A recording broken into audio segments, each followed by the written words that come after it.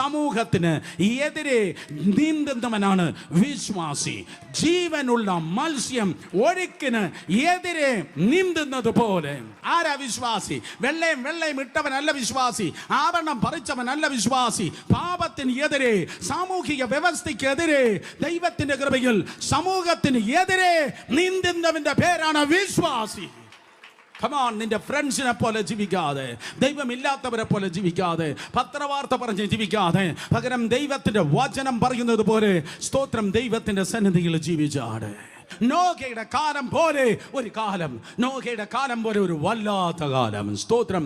Rebellious people, rebellious generation, അനുസരണയില്ലാത്ത ജനക്കൂട്ടം. ദൈവദാസന്മാരെ അനുസരിക്കുന്നില്ല, ഭർത്താവിനെ അനുസരിക്കുന്നില്ല, അധികാരികളെ അനുസരിക്കുന്നില്ല. റെബലിയസ് ജനറേഷൻ, റെബലിയസ് ഭൂതങ്ങൾ ജനത്തിൽ കുടിയിരിക്കുന്ന ഒരു വല്ലാത്ത കാലഘട്ടം. അതാണ് നോഹയുടെ കാലഘട്ടം. വീണ്ടും സ്തോത്രം. It's A generation of perversion. അതൊരു വികൃതിയുടെ, അതെ, വികൃതമായി ഒരു തലമുറ. എല്ലാം പറവാൻ എനിക്ക് നേരമില്ല. നോഹയുടെ കാലത്തെ പോലെ ഒരു കാലമെന്ന് പറവാൻ ഏറ്റവും കുറഞ്ഞത് ഇതുപോലെയുള്ള 3 സെഷൻ എനിക്ക് ആവശ്യമാണ്. വൈകൃതം നിറഞ്ഞിരിക്കുന്നതായ അതേ തലമുറ. ഡ്രസ്സിങ്ങിൽ വൈകൃതമാണ്, ഹെയർ സ്റ്റൈലിൽ വൈകൃതമാണ്, സ്തോത്രം, അതേ, ജീവിത ശൈലിയിൽ വൈകൃതമാണ്, സ്തോത്രം, സകലത്തിലും വൈകൃതം നിറഞ്ഞിരിക്കുന്നതായ തലമുറ.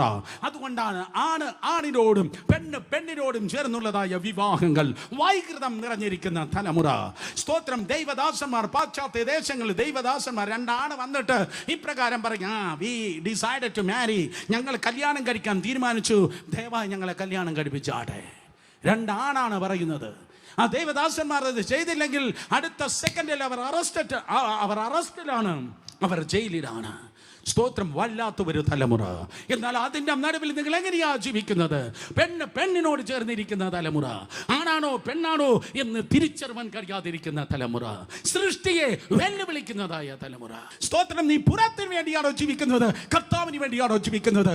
മനുഷ്യനെ നിനക്ക് മറക്കാൻ കഴിയും, അഗ്നിജ്വാലക്കത്ത കണ്ണോട് കൂടിയവനായ ക്രിസ്തുവിനെ നിനക്ക് മറക്കാൻ കഴിയത്തില്ല.